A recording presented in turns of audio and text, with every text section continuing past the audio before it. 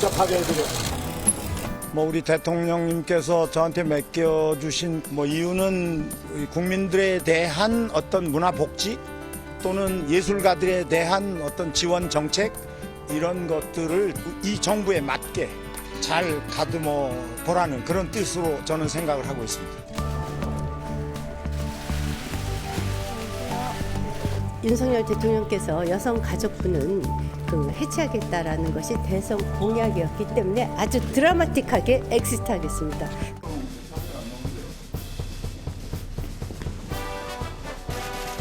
제가 갖고 있는 능력을 최대한 발휘해서 군인다운 군인, 군대다운 군대를 만드는 데 최선을 다하겠습니다. 우리 저기 이 세 명의 네. 소폭 개각인데요. 이 세 명은 우리 당에서 이 장관 교체를 우리 당 대표께서 건의도 드렸고요. 그다음에 추천도 했습니다. 네, 당이 추천을 했습니다. 자, 어제 세계부처 장관, 국방, 문체, 여가부 인선이 있었죠. 교체 인선입니다. 자, 그런데요. 영상 지금 오늘 출근하는 모습 딱 전해드렸는데 사실은요. 이 세 명의 장관 후보자 가운데 한 분 국방장관 후보자 신원식 의원이죠. 과거 발언이 지금 논란이 되고 있습니다. 우선 그 과거 논란했던 발언 좀 나눴는데 우선 첫 번째 발언과 이거에 대해 오늘 해명한 게 좀 있거든요. 그 내용부터 좀 확인해 보겠습니다. 들어보시죠. 오늘은 축제입니다. 문재인이 멸망을 기다리고 벌써 6일 전에 유엔군이 인천 상륙작전 성공했기 때문에 문재인이 있다는 것은 시가 문제입니다. 그건 구체적인 것은 각 개개의 발언에 대한 거는 제가 정리해서 청문회 중이나 청문회 직전이나 충분히 국민께 설명드리겠습니다. 자, 이게 첫 번째 발언이고 오늘 해명이었거든요. 그리고 또 다른 발언이 있는데 또 다른 발언이 있는데 요거는요.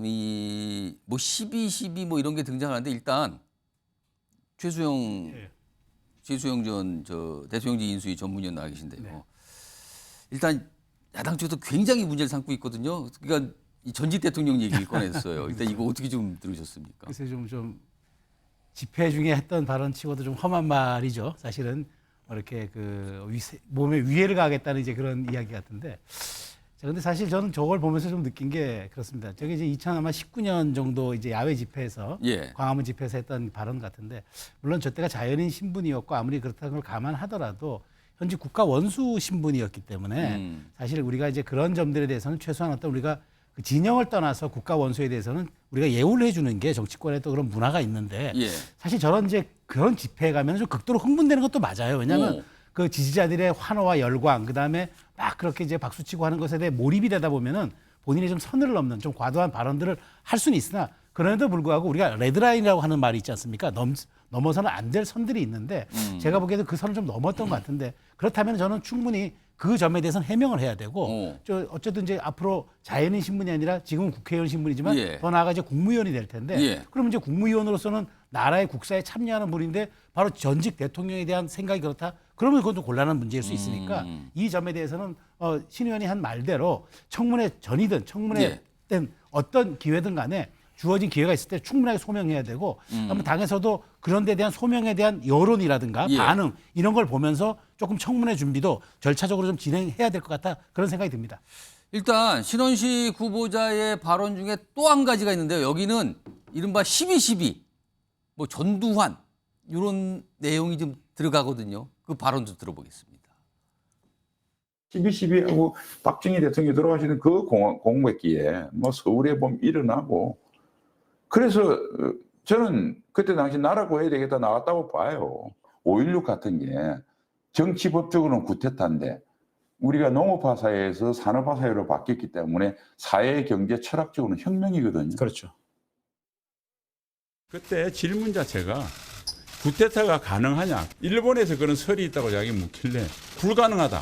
이렇게 설명하는 과정에서 앞뒤 맥락을 좀 자르고 이야기한 것 같고요. 저는 구테타 있어서 안 되고 다시 한번 말씀드리지만 절대 있어서는 안 되고 그에 관련된 그것은 대법원 확정 판결과 정부의 공식 입장을 100% 지지합니다.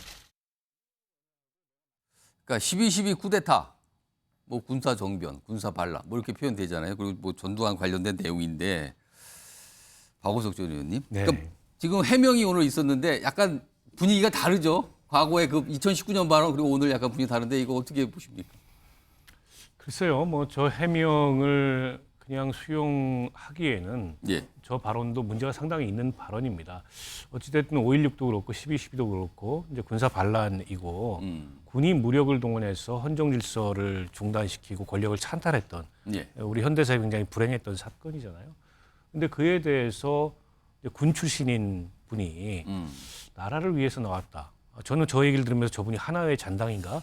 이런 생각이 순간적으로 12.12 그랬을 관련해서 만큼. 약간 뭔가 그때 당시에 나라를 위한 선택이다 이런 취지의 설명이 좀 들렸죠. 그렇게. 예, 좀 문제가 있는 발언이고요. 예. 그 본인의 뭐 저런 해명으로 그냥 넘어갈 수 있는 건 아니고 청문회 때 좀 더 꼬치꼬치 따져봐야 될 문제가 아닌가 싶고 얼마 전에 홍준표 그 대구시장이 예. SNS에다가 썼다가 지우기는 했지만 MB 정부 마지막까지 인사 원칙 중에 하나가 법무부 장관과 국방부 장관은 이 정치인을 임명하지 않는다라는 예. 원칙을 지켰다. 그 얘기는 검찰권과 이제 군권 같은 경우에는 엄격한 정치적 중립을 취하는 것이 맞기 때문에 예. 이제 그렇다라는 얘기로 해석이 돼요. 근데 뭐 법무부 같은 경우에는 이미 뭐 이제 그 정치인 출신들이 많이 임명이 됐는데 예.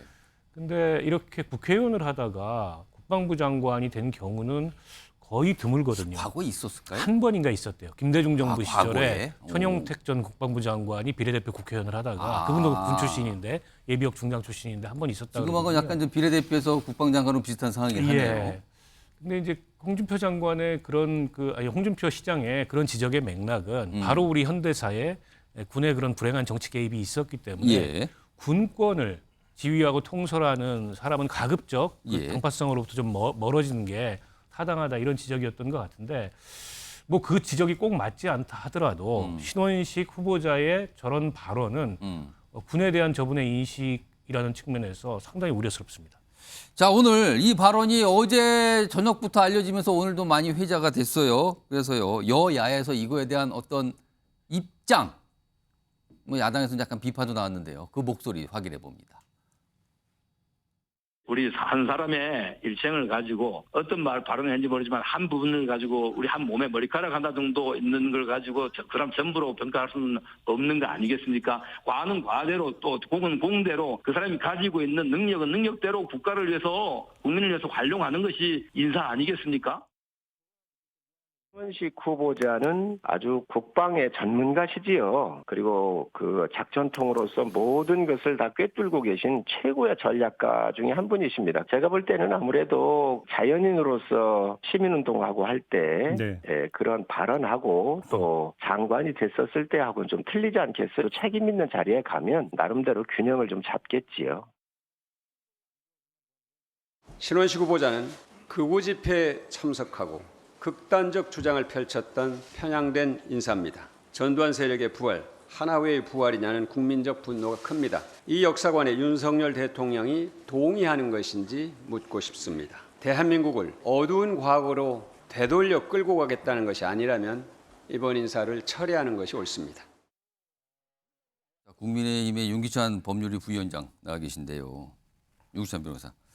이 당에서도 뭔가 이게 방어 논리를 세우기가 좀 만만치 않아 보이는데 이거 어떻게 보십니까? 지금? 신원식 후보자의 이 전후 말이 다 진정성이 있다면 그러면 이제 그거를 종합해 보면 이런 얘기 같아요. 그러니까 통상 보면 군사 반란의 경우에 쿠데타의 경우에 이게 국가를 구하기 위해서 나왔다 이렇게 많이들 변명하거든요. 재판 때도 많이 나왔던 얘기예요. 통상 뭐 쿠데타에 대해서는 그렇죠. 그러니까 12.12 쿠데타 세력이 했던 얘기 논리가 그거예요. 그러니까 신원식 후보자 입장에서 보면 그게 맞다 하더라도 나도 전두환 전 대통령이 그런 마음으로 나왔다고 본다. 그렇다 하더라도 이것은 법적으로 쿠데타다. 이런 논리였던 것 같아요. 그러니까 이것을 전두환 전 대통령의 뭐 애국심을 본인이 인정했다 이게 아니고 쿠데타가 이게 합법적이다 이렇게 인정했다는 논리가 아니고 그런 마음이 다 인정된다 하더라도 이것은 현행 군형법상의 군사반란이다. 이런 논리를 설명하는 과정에서 아마 나왔던 것 같고. 그럼 이게 뭐가 잘렸다는 뜻입니까? 그렇죠. 지금요? 그런 얘기고 지금 오늘 그러니까 어제 그 해명한 그 내용에 따르면 그게 맞다면 쿠데타를 옹호한 게 아니고 이것은 어떤 마음으로 나왔든지 간에 성공했든 실패했든지 간에 이것은 군형법상 군사반란이다. 뭐 이런 취지의 말이었던 것 같은데 어쨌든 이번 그 청문회 때 나와서 본인이 그런 경과나 실제 본인의 취지가 어땠는지에 대해서 국민께 설명할 필요는 있다 이렇게 생각합니다. 김종욱 전 행정관은 전체적으로 좀 세 번 말씀 들었고요. 또 두 번 나와서 신원식 후보자의 얘기를 들어봤거든요. 이거 어떻게 평가하시겠습니까? 저는 뭐 신원식 의원의 해명을 별로 듣고 싶지는 않고요. 이 정도 얘기가 나왔잖아요. 그러니까 예. 전도하는 애국자, 12.12는 나라를 구하는 것. 예. 이 내용에 대해서 한동훈 법무부 장관은 어떻게 검증한 건지, 검증한 내용이 올라간 건지, 올라갔음에도 불구하고 윤석열 대통령이 임명을 한 건지. 이건 되게 중대한 문제입니다. 이 문제 같은 경우는요. 그게 별 문제가 아니란 판단에 간 건지 아니면 검증이 안 된 건지. 확인을 해야 되는 거죠. 검증하는 의무가 분명히 있는 거죠. 저는 그런 측면에서 이것이 검증이 됐음에도 임명이 됐다면 예. 좀 대단히 큰 문제이다. 이 문제는 신원식 의원 개인의 문제가 아니라 예. 대통령부터 검증 라인까지 우리 국가의 정체성 그다음에 예. 쿠데타를 옹호하는 사람이 국방부 장관이 돼도 상관없다는 생각을 갖는다면 그건 매우 큰 문제가 있는 거겠죠. 예. 또 하나는 예를 들면 무슨 국가 원수에 대해서 목을 따겠다라는 이런 얘기가 했지 않습니까? 근데 국민의힘에서는 예를 들면 윤석열 대통령에 대해서 C자 붙였다고 국회의원 그만둬라 이런 데까지 한 그런 얘기가 나온 상황이잖아요. 근데 이때 이런 분을 예. 국방부 장관으로 임명할 수 있는 예. 어떤 이런 발상을 할 수 있는지에 대한 근본적인 고민이 있고요. 뭐 그 외에도 할 얘기 너무나 많습니다. 소위 최수근 상병 문제 관련해서 신원식 의원의 발언을 보면 이분이 진짜 군인들을 사랑할 만한 사람인가에 대한 근본적인 고민이 있어서 지명 철회하십시오. 그게 제일 좋은 방법이라고 생각합니다. 일단 인사청문회가 열리게 되면 뭔가 소명하고 설명할 게 좀 많아 보이긴 합니다. 아마 단단히 준비도 하고 또 야당은 또 단단히 벼르고 있어 보여요. 지금 상황에서는요. 자, 이런 가운데 아까 어제 후보자가 된 3명의 장관 후보자 이 영상이 아까 3명이 쭉 연속 나가는데 그중에 한 분인 김행 여가부 장관 후보자 오늘 출근을 했어요. 근데요 뭔가를 자세히 설명을 합니다. 그 내용 좀 들어보겠습니다. 제가 젊어 보여서 70년대 학번 같지 않죠? 젊어 보여서 70년대생하고 어떻게 연결이 될 수 있는지 잘 모르겠어요. 저희 딸이 83년생이에요. 그럼 차라리 저희 딸하고 친구라고 얘기하는 게 더 가짜뉴스로 더 완벽성을 가질 수 있을 것 같아요. 본인들도 믿지 않는 정치평론가의 말을 인용해서 민주당에서 저를 공격하는 것은 정말 부적절한 정치 공세다 이렇게 생각을 합니다. 정작 발언 당사자는 지금 꼬리를 내리고 있습니다. 그러니까 저 얘기가 왜 나왔냐면요. 김건희 여사와 본인과의 어떤 연관성 이거에 대해서 좀 설명을 한 거거든요. 이번 인선과 관련해서. 그걸 본인이 뭐 70년대 학번이고 70대생이고 뭐 무슨 연관이 있습니까? 뭐 그러면서 뭐 평론가 얘기하는데 민주당이 그걸 얘기하더라. 이 설명을 오늘 굉장히 길게 내놨어요. 근데 박원석 전 의원님? 네. 김행 후보자는 굳이 이 얘기를 왜 이렇게 자세히 했을까요? 그러게요. 오히려 저렇게 그 해명을 상세하게 하다 보니까 예. 진짜 뭐가 있는 거 아닌가 이런 생각이 거꾸로 드는 것 같아요. 그러니까 일종의 이제 정치권 주변에 여러 설이 있지 않습니까? 예. 인사 때마다 뭐 항상 네, 뭐 그리고 이번 설들은 인사의 배경을 예. 두고 뭐 유인촌 장관 후보자에 대해서는 예. 이제 다시 올드보이냐. 근데 그분이 이제 특보였어요 대통령의 개연성이 있죠. 배경도 짐작이 가능하고 예. 신원식 장관도 배경이나 뭐 짐작이 가능하죠. 전문성도 있고 폐지하겠다는 여가부 게다가 이제 잼버리 대회 때문에 여러 가지로 여론이 훨씬 더 악화된 그 전보다 그런 여가부 장관에 갑자기 김행전 비대위원을 임명한다. 이 인사의 배경은 뭐냐? 근데 이런 것 관련해서 이런저런 설들이 있는데 그 설의 하나예요. 김건희 여사하고 친분 때문에 된 거 아니냐. 그거를 오늘 설명을 자세히 한 거군요. 근데 뭘 저렇게까지 굳이 저렇게 자세히 해명을 해서 오히려 더 의혹을 증폭시키는 게 아닌가. 저러면 이제 언론들이 진짜 두 사람이 함께 있었던 사진이라도 찾으려고 더 이제 그 집중해가지고 예. 이걸 파고들 거거든요. 예. 제가 보기에는 그냥 뭐 그런 설도 있는데 그렇지 않습니다 하고 넘기면 될 걸 본인이 오히려 이제 해명을 예. 저런 식으로 함으로써 의혹을 더 키우는 게 아닌가 싶습니다. 윤찬 변호사, 이거 본인은 뭐 가짜 뉴스도 이런 가짜 뉴스가 없다 이렇게 설명했는데 좀 설명이 많았네요. 이거 어떻게 좀 보십니까? 그러니까 저희가 보통 뭐 아니라고 이렇게 부인하게 되면 예. 그냥 거기서 끝나요. 그러니까 이게 아니라고 부인하면은 그 가짜 뉴스가 중단되는 게 아니기 때문에 논리적으로 설명을 해야 돼요. 왜 이분하고 나하고 20년 친분이 사실이 아니냐 이걸 논리적으로 설명하는 과정이었던 것 같아요. 친분이 있을 수가 없다 이걸 설명한 겁니까? 연배 뭐 어디 지역 여러 가지 측면에서 나하고는 겹치는 적이 하나 없고 이런 이렇게 설명해야 되는 현실이 사실 서글픈 거죠. 그러니까 옛날 같으면 당사자가 아니라 그러면 일단 그걸 믿어줬는데 지금은 그게 아니에요. 그에 불구하고 계속 이게 지속되기 때문에 예. 왜 아닌지에 대해서 국민에게 설명하는 편이 빠르다. 그래야 안 믿으니까. 그러니까 이게 중간에 유통되는 중간 지점에 있는 유통수단에 대해 설명을 아무리 해봐야 유통수단들은 그냥 작정하고 퍼뜨리기 때문에 최종의 뉴스의 소비자인 국민께 직접 설명하는 면이 낫다라고 해서 본인이 저렇게 자세하게 그 논리적 해명을 한 게 아닌가 싶습니다. 그러니까 출근하는 첫날, 그러니까 이 청문회를 준비하기 위해서 이제 사무실이 마련되고 출근하잖아요. 첫날요, 저 얘기를 굉장히 많이 해서 오늘 또 주목을 좀 받았습니다. 자, 뭐 3명의 장관 후보자 관련된 내용 이 정도로 좀 마무리하고요.